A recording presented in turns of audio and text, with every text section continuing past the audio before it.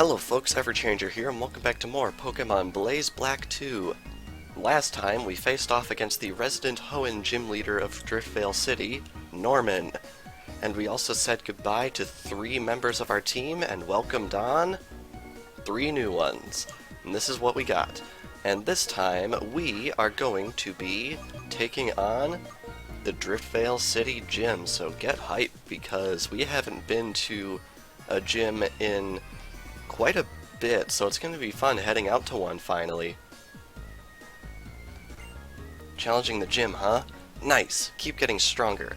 Let me tell you though, Clay's tough. Even if you have to use against... Wow. Even if all you have to use against ground types is water type Pokemon, you might still be in for a rough fight. I look forward to it, Hugh.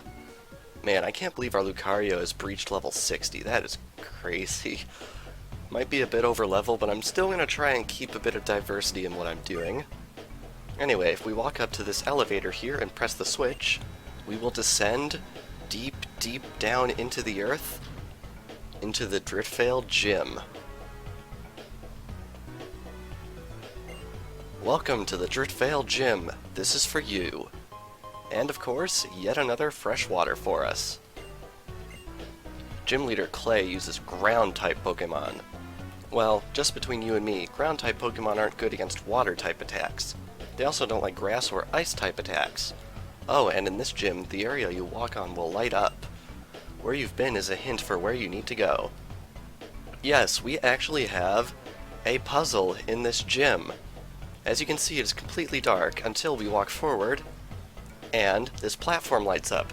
This is just one of 36 platforms in this gym. They are arranged in a 6x6 grid fashion, and one of them holds the gym leader. Here we are on the second one, and we have our first trainer. I'm going to try and explore every single facet of this gym because I definitely like to get even more experience for our new recruits. My Pokemon dig because they believe they're going to find something, and they battle because they believe they're gonna win. Well, I battle because I believe I'm gonna win, capiche? Alrighty. So as you can see, this is basically a mining gym, so a lot of the trainers here, in fact I believe all of them, are workers. And as you can imagine, the gym leader here is a big boss of all the workers, which is pretty awesome. Anyway, I'm curious, what type is our hidden power?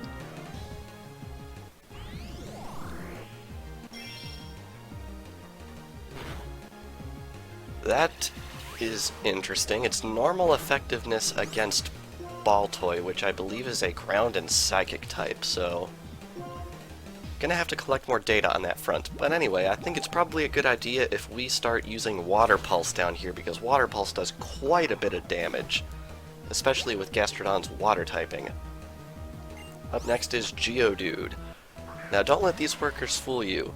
I am actually a bit scared for what the gym leader is going to throw at us, because looking at the team he's put together is pretty scary, actually. He's got some pretty powerful stuff on his team. Fire Punch, interesting. You can tell that that was put there just in case anyone decided to bring a grass type in here. Definitely a smart move on his part. What happens if I hit Geodude? Also normal effectiveness. Honestly though, that rules out probably most of the useful types. I mean, I suppose it's possible it could be flying? I'm not sure at this point. We're just gonna have to keep on collecting data. Anyway, one more Water Pulse should definitely do it. And I gotta say, I really like this gym, in both the originals and the sequels. In the originals, this gym is heavily reminiscent of the Canalave gym in the Sinnoh region, anyone who's been exposed to that. But in this one, it actually reminds me a little bit of the Hearthome Pokemon gym, but only from Platinum. Diamond and Pearl didn't really have that great of a puzzle in the Hearthome gym, but the Platinum one was a lot more fun. And I feel like this reminds me a little bit of that, what with the light mechanic and all. Anyway, this guy's packing 5 Pokemon, I believe, which is quite crazy. I like how they added a lot of Pokemon to people's teams, even if they're not anything like special trainers in the hack. One big problem I've had with Pokemon games since Black and White is gym leaders and Elite Four members and stuff like that don't have that many Pokemon. In the original Black 2 and White 2, the 8th gym leader would only have 3 Pokemon on him, which I find quite disappointing, to be honest. I'd prefer a bigger challenge than that. Clay's awesome. He can just tell if minerals will be there. Got it? Another way to say it is that Clay will be wherever there are oodles of ores. This is a bit of a hint. As soon as we start seeing ores in the walls, that might be a hint that we're getting closer to his location. Anyway, if we head up here, I have a map in front of me. This is actually a dead end. Quite a few dead ends in this area, which we're going to have to keep in mind. So we're going to have to press this way instead. And if we press the switch on this elevator, this will actually show us an overview of this quadrant of the map. I believe there are 4 of these elevators hidden around the map, and each one will show you a quadrant, which is pretty cool. If we just repress A, we may return to the ground. Very nice to have that overview. Anyway, if we expose ourselves to this guy, the one you meet when you get on this conveyor is none other than me. Very cool.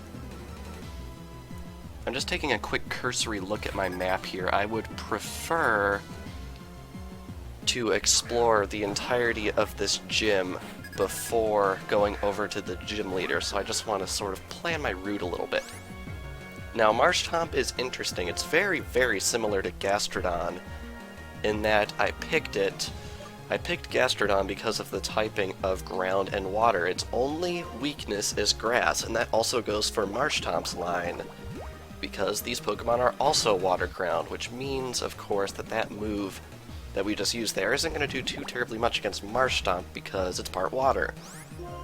Some fact that we're going to have to keep in mind going forward here. I don't remember if the gym leader actually has this Pokemon, but if he does, it should be interesting trying to take it out, considering it only has one weakness, which we do not currently possess. Wait, withdrawing? That is not something I see the AI do very often. Here's another water and ground type Pokemon. They're just bringing them out of the woodwork here, definitely nullifying their weakness to water here. Oh, water absorb. Dang it. I had a feeling that would rear its ugly head eventually, and it's using Focus Blast, which is a highly devastating move. Might actually knock me out. Oh wow, it actually didn't. Let's try Body Slam. How's that gonna work? Decent amount of damage, not too terribly happy about it.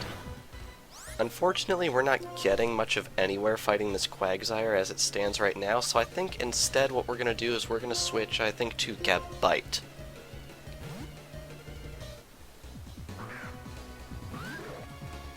Alrighty. Now, I know a lot of our new recruits didn't get very much, if any, screen time as their original forms, but honestly, I don't think that's too terribly bad, especially given that Gabite is going to remain a Gabite for quite a while.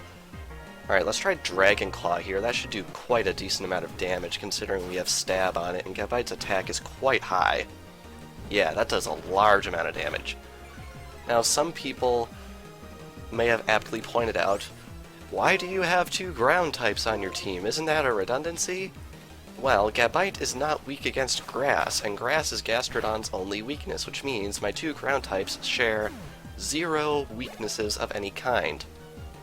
I do, however, have 2 steel types on my team, but honestly, that's, I think, the only type redundancy I have on my team, and I feel like if a fighting type Pokemon comes out, I can just use flying type moves on it.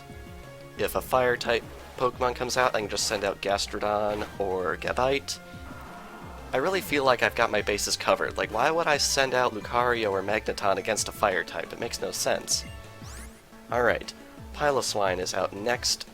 This Pokemon is interesting. It is a ground and ice type, which means I think Lucario is probably best fit for this because Gabite is weak against ice type moves. And Gastrodon has almost fainted.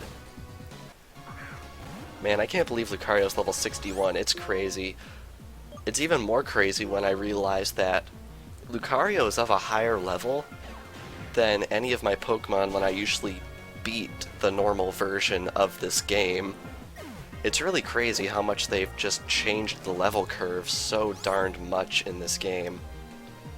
Alright, Gligar is coming out next. I feel pretty comfortable sending out Gastrodon for this because Gligar isn't too terribly strong, although I do fear it may be capable of outspeeding me considering it is part flying. So, let's just see what we can do here. It does outspeed me. Now, am I going to take this hit? I'm not. That's unfortunate. Oh well. Alright, who are we going to send out here? I feel bad relying on Lucario a lot, but honestly, I don't really mind it all that much, mainly because this game is actually quite difficult, and I like having a fallback. And wow, Dragon Pulse lands a critical hit the first time I use it. That's amazing.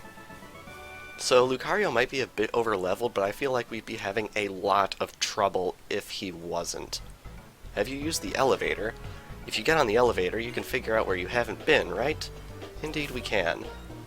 Now, I would like to have some of my Pokemon be gaining some experience, so I am going to use one of my revives on Gastrodon here, just to bring it back from unconsciousness. Alright, now looking at my map here, I think I would prefer to go this way next. And this way should be good. And this way. Because as you can see, the track on that platform with the other trainer on it actually passes beneath this platform and bypasses it entirely, which is interesting. Let me show you how tough my hard work has made me. Skipped over a little bit of dialogue there, which is unfortunate. Bit absent-minded in that regard.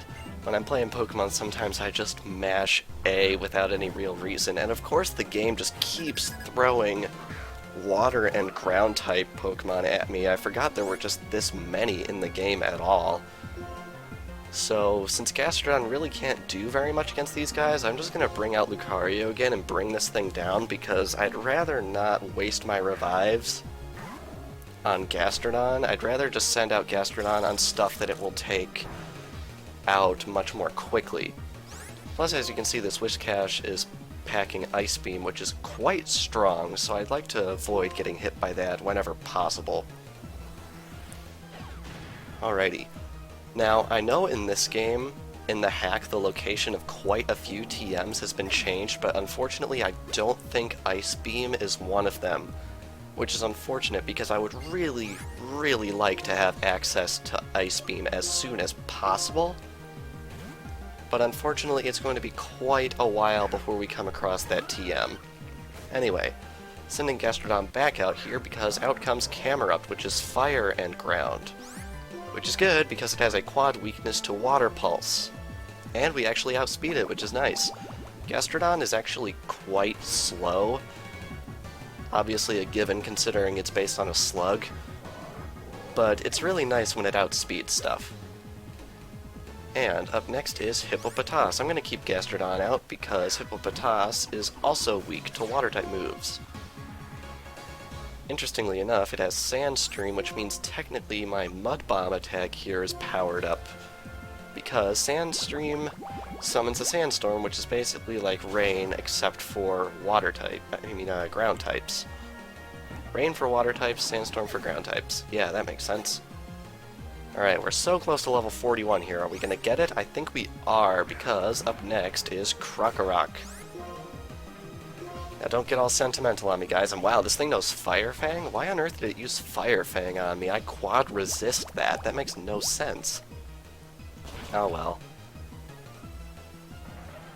Alrighty, down goes Krokorok, and Gastrodon gets level 41. Very nice. And we're trying to learn Muddy Water. This move is interesting because it's a water-type move, but it also lowers accuracy, which is interesting. Unfortunately, the move itself is not very accurate. plus Water Pulse can actually cause confusion, which I think I personally prefer, plus it has more power points. So I think I'm going to skip out on Muddy Water for now. I'd really like Gastrodon to get an Ice-type move at some point. I'm just afraid we might not be able to do that until we get a hold of the Ice Beam TM, so it could be a while before Gastrodon gets to its true potential. Driftveil City's Pokemon Gym is soaked in the sweat and tears of the Pokemon that worked so hard to dig it out of the rock. So, well, it smells kind of funny. That's a good line. I like that. That's funny. Alright, if we head back here, I believe what we may do now is we may head over this way for another elevator. Indeed, I am correct. That will elevate us up here, and that will show us that there are several tiles in this quadrant that we have not yet visited. Some of them we can visit now, and some of them we cannot. Heading right on over here, we have another blank tile. And as you can see, there are some gems around here. We're going to have to keep the presence of these gems in mind. That's a little bit of a loop, so let's head over this way, and this way, and this way, and this way. Very nice. I have a riddle for you. Do you know what is distant but close? What could it be? Could it be the gym leader? I don't know. Alright, out comes Golett, which I believe I've mentioned before is probably one of my favorite Pokemon introduced in Black and White just because of its unique typing of Ghost and Ground. And also the fact that its evolution is capable of learning Fly, which is equal parts awesome and ridiculous. I love it so much. Anyway, we brought it down without too much trouble. Gastrodon's really carrying its weight this gym battle, which I really appreciate. Now, Vibrava is coming out next, and I believe Vibrava is actually part dragon, which means water is not super effective on it. However, dragon-type moves are super effective on it, so I think it'd be best to send out Lucario for this job. Once we get to the end of the LP, I think we'll be using Lucario and Gastrodon to take out dragons and not so much Gabite, because Gabite is also weak to dragons, but Lucario and Gastrodon can learn moves that dragons are weak to, but are not weak to dragons themselves.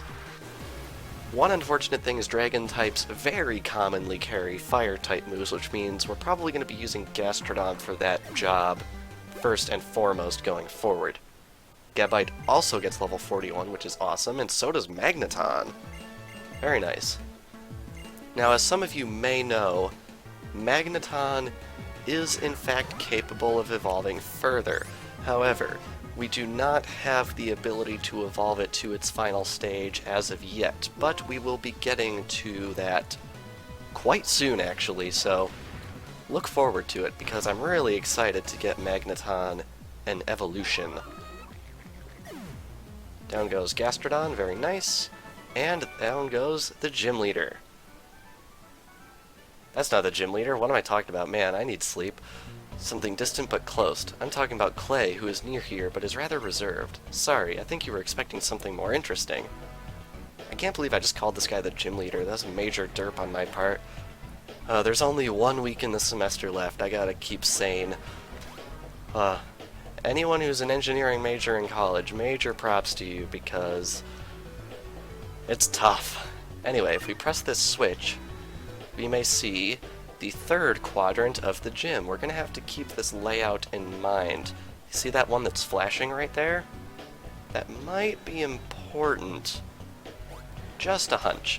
Anyway, we may head this way, and this way, and here we've got some fans right here. We are now in the final quadrant here. Now if we head over this way, and then down this way, you'll see that we have come full circle, which is very nice. So we may head over on this track and up this way, and where shall we go next? I think we shall go this way next. And as you can see, this is the elevator to show us the final quadrant of the gym. I really like this gym because it's incredibly large, and I feel like even though it's relatively simple, I feel like it's a very well put together puzzle. I very much enjoy doing it. Anyway, if we head all the way down here, I believe this is the last square we have to discover in the lower left quadrant. We have a trainer. Me and my Pokemon are professional tunnelers. My Pokemon can't be outdug or outburrowed. We have no rival. I don't think I would count as your rival, sir, because I'm going to completely destroy you. There's absolutely no match there at all. Anyway, out comes Nidoking. Nidoking is interesting because it is ground and poison type, which means it itself is actually weak to ground type moves, which is pretty interesting, so I think I'm going to try Mud Bomb on this thing. Assuming Sludge Wave doesn't knock me out. I hope it doesn't. Okay, we're actually pretty good on that front. Boom. Yeah, that does a lot of damage. Wow. I'm impressed by that. Now I'm going to try Hidden Power again. Could it perhaps be Psychic? I feel like I'm running out of possibilities for this Hidden Power to be.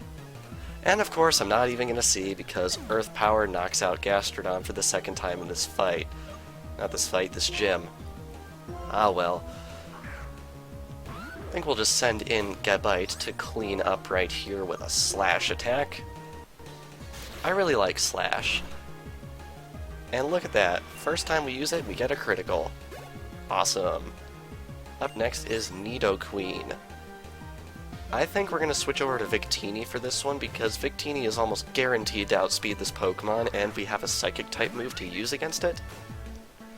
As one thing I'm kind of conflicted with Victini, it has Fire-type moves, and it has Psychic-type moves, but neither of them are too terribly good for its level.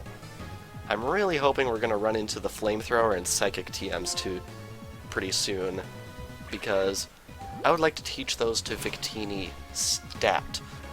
Luckily, it looks like we get a critical hit on Confusion, which is not something that happens very often, but I very appreciate it. And down goes Pascal, who, I might remind you, is not in fact the gym leader. Drillbur and Excadrill know the move Drill Run. When I order them to use that move, I get all wound up. Very nice. Alright, I'm going to head into my bag here and revive Gastrodon again. And one thing I think is also pretty good is I think what I want to do is I want to switch around who is holding the experience share. Because right now, Victini and Mandibuzz are our lowest level members of the team, so we're going to switch the experience shares over to them. Very nice. Alright, pressing on in the gym here. There's actually not too terribly much left to this gym to explore. So if I'm looking at this correctly, I think I want to go up here and over this way.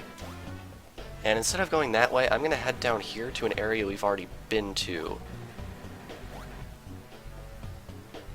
And over this way, and up, because we have not explored this yet. And over here, because we have not explored this yet either. However, up here, I'm noticing that there is a trainer. Very nice. Here in the darkness, I proceeded step by step while feeling my Pokemon's every breath. I'll show you the power of the bonds my Pokemon and I built in this way. Now, looking at this map, it looks like we only have one trainer to go after this.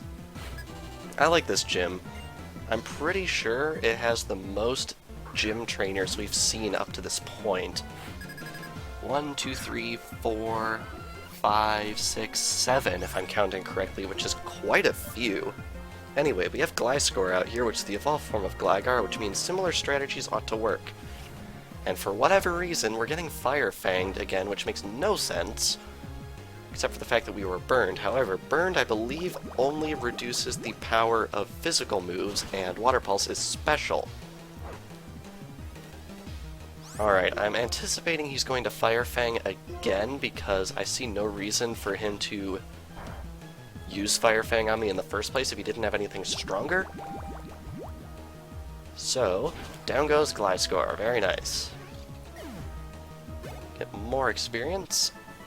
And that was actually his only Pokemon, which is surprising. Isn't darkness great? It's the space of dreams where you don't know what's even there. Very nice. So we may head over this way.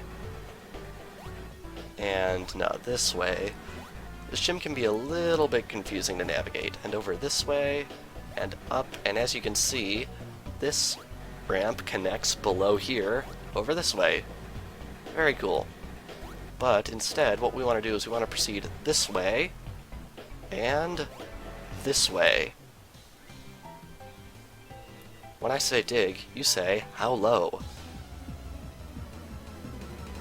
Alrighty, this is the last gym trainer we have to face, and he's packing 4 Pokemon, which is quite a few. Anyway, out comes Marowak, which I think has a decent chance of outspeeding my Gastrodon. So I think we are going to just wing it, and we're actually faster, which is awesome. Hopefully this will one-shot, because I don't expect Burn to take me out. Oh wow, it actually survived.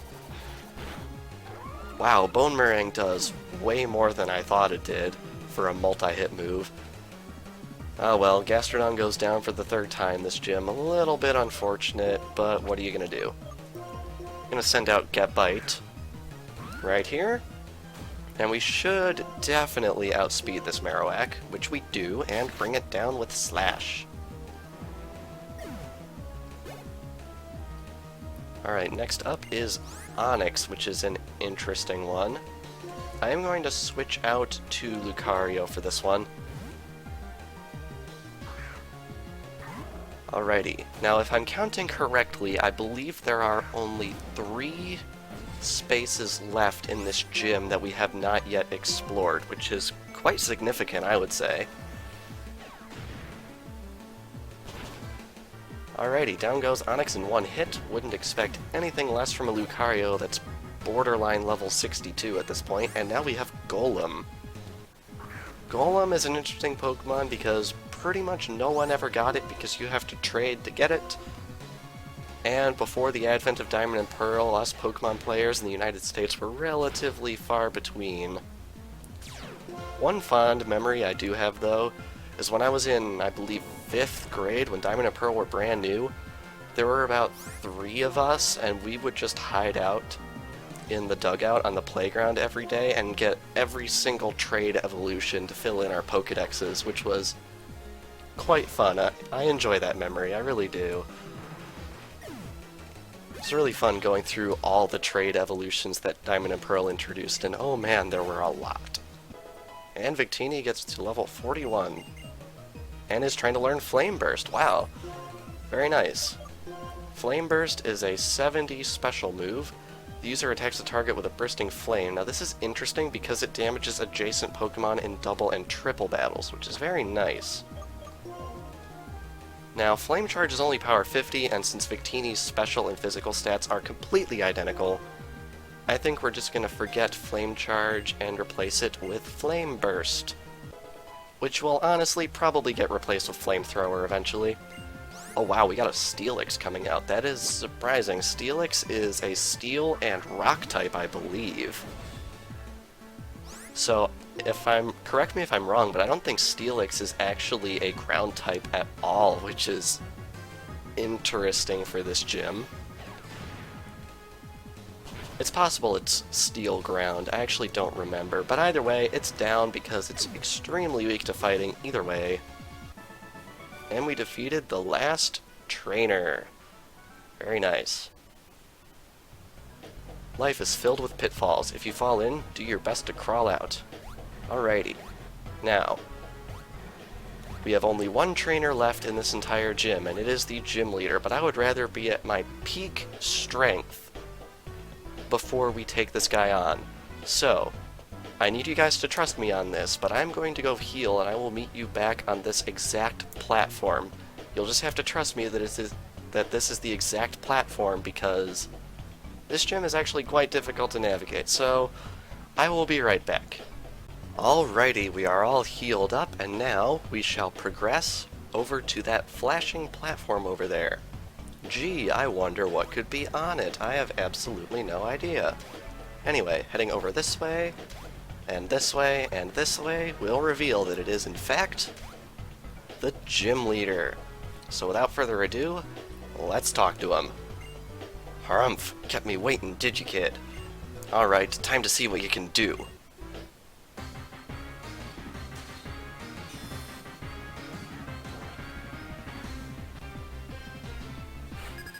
We are challenged by Leader Clay, the 5th gym leader that we have encountered on our adventure. He is wasting no time to pull out the big guns because its first Pokemon is Crocodile. This is the Pokemon that Krokorok evolves into, and honestly, I really like this Pokemon. I've used it in the past, not in LPs, but just in personal playthroughs, and I very much enjoy this Pokemon's design.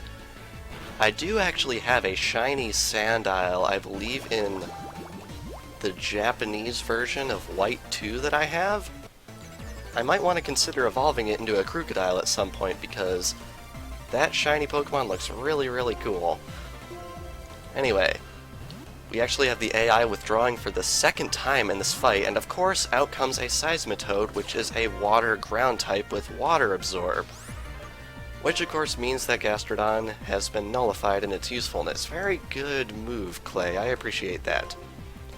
Really not much I can do against Pokemon of this type, except completely brute force it, which I think is what I'm going to have to do with Lucario. Luckily, it did not pull out a high-power ground-type move such as Earthquake, which means I live to fight another day. Now let's launch an Aura Sphere at this thing. Now I have to say, even after only one episode of having Aura Sphere, I love this move. Like, look at how much that does. It's insane. Last episode, when I was fighting Norman over and over again, Force Palm would not one-shot Vigoroth or Slacking, and both those Pokemon were packing Earthquake, so it was quite tough going until I learned Aura Sphere. Aura Sphere could one-shot all of Norman's Pokemon, which I was very, very thankful for, because I was afraid that grinding session was going to be brutal. So I'm very thankful we got a hold of Aura Sphere when we did, because it saved my butt on that one. Anyway, let's just give Force Palm a use because we don't need too much damage right here, and down goes Seismitoad, and of course now we get the pointless critical hit. Alright, who is coming out next? Crocodile is coming back. I think I'm going to switch into Gastrodon so we can finish what we started. I like how we caught Gastrodon in a Cherish Ball. Not a Pokeball you usually see in the main series because it's reserved for event Pokemon, which is a shame because it's got a very pretty entry animation. Anyway, let's Water Pulse it, and hopefully survive this Earthquake. Oh geez, that's gonna hurt a lot. Wow, we actually survived that. I am surprised because Earthquake is a very strong move. Anyway, down goes Crocodile, very good. And we get a very epic number of experience points on our Gastrodon here, and up next we have Nidoking. I think we are going to want to switch over to Victini for that one to exploit Nidoking's weakness to Psychic-type moves, even though our Psychic-type move isn't really all that good. So if this Nidoking survives, I'm expecting to be hit with an incredibly powerful Earthquake. Moment of truth? Yeah. And there it is, Earthquake. See, didn't I call it, guys? And we actually survived it. And it looks like Nidoking is actually packing a Life Orb because it just took recoil damage from a move it wouldn't normally get recoil from. But that basically assures that this Confusion is going to be a knockout, and indeed it is. Very nice.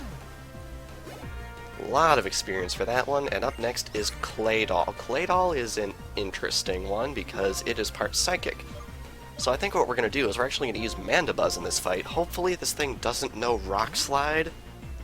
If it only knows Ground and Psychic type moves, it cannot hurt my Mandibuzz, although knowing the hack creator, I have a feeling he's given this Claydol something devious like, I don't know, Thunderbolt maybe?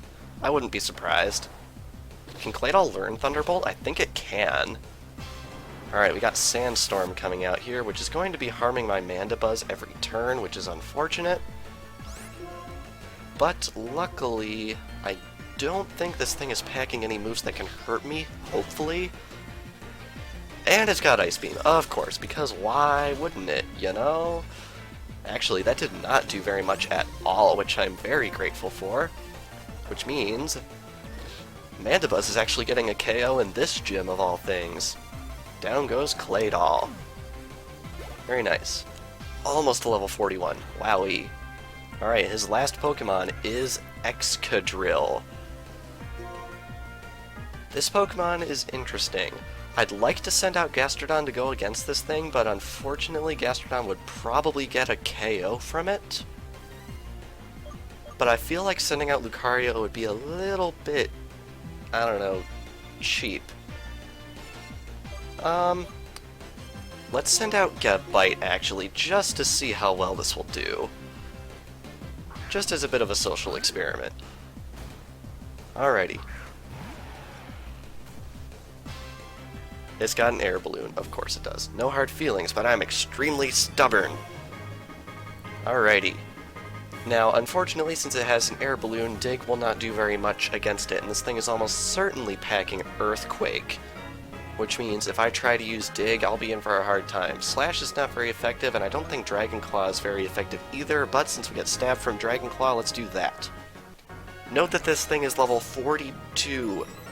Yeah, the level curve is really starting to show in this hack nowadays, because these are some incredibly high levels that we wouldn't be seeing until probably Gym 6 or 7 in the original game. Now that air balloon has popped, so if we wanted to use Dig, we could. Unfortunately, as you can see here, if we tried to use Dig, we would be in for a bad time, and wow, that did a lot of damage. Well, we gave it the good college try, so I think we're going to be sending in Lucario and cleaning up this mess, just to prevent any more unnecessary carnage.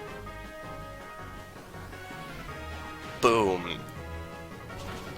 Exploiting that Steel-type weakness, and down goes Excadrill. And Mandibuzz gets a level for good measure. And it's trying to learn Air Slash.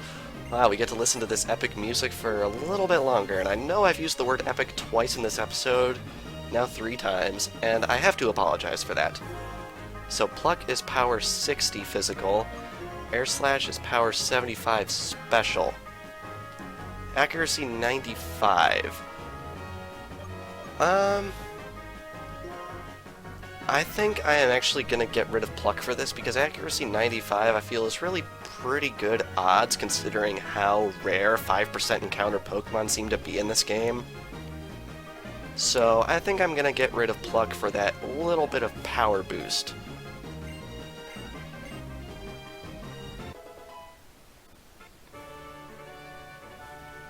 Man oh man, it feels good to go all out and still be defeated. Phew, you're really something. Little whippersnapper trainers who pack a real punch keep showing up one after another. Here, take this, and we get...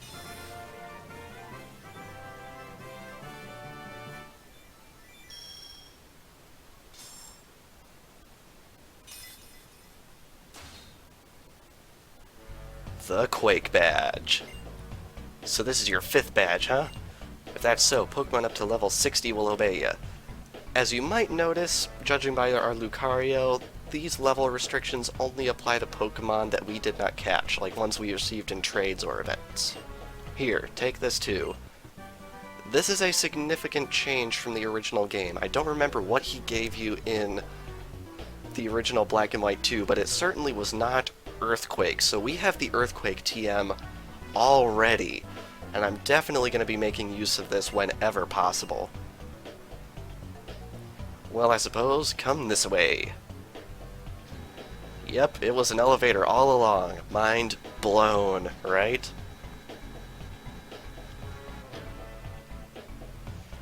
Good dancers are crucial for putting on a good show. Whatever that's supposed to mean.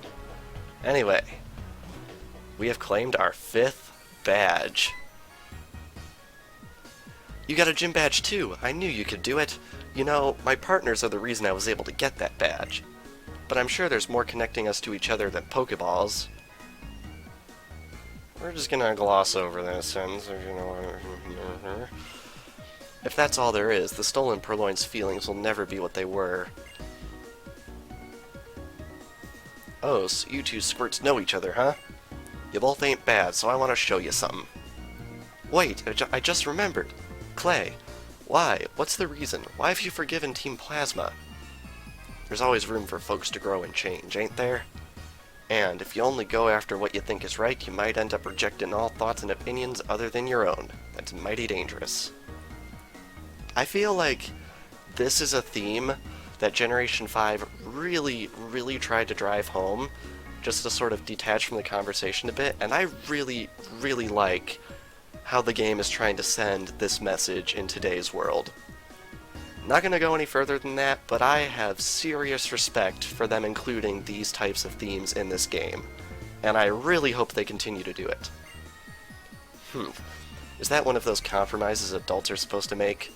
Whatever. I'm gonna fight Team Plasma. Oh yeah, what were you wanting to show us? You ever heard of the Pokémon World Tournament? Trainers from all over the world gather up to see who's toughest. Well then, I'll be waiting for you at the south end of town.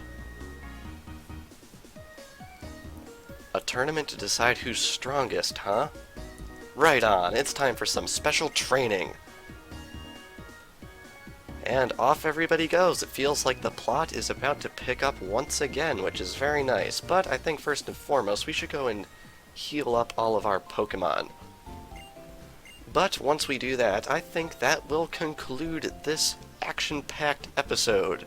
So, this past episode of Pokemon Blaze Black 2, we entered the Driftveil Gym after quite a bit of time since the last one, mostly punctuated with Pokemon catching, and we obtained the coveted Quake badge, our 5th gym badge in the Unova region. And next time on Pokemon Blaze Black 2, we are going to be heading off, finally, after so much teasing, so much talk, and so much hype, to the Pokemon World Tournament. So without further ado, thank you all for watching, and I will see you guys next time.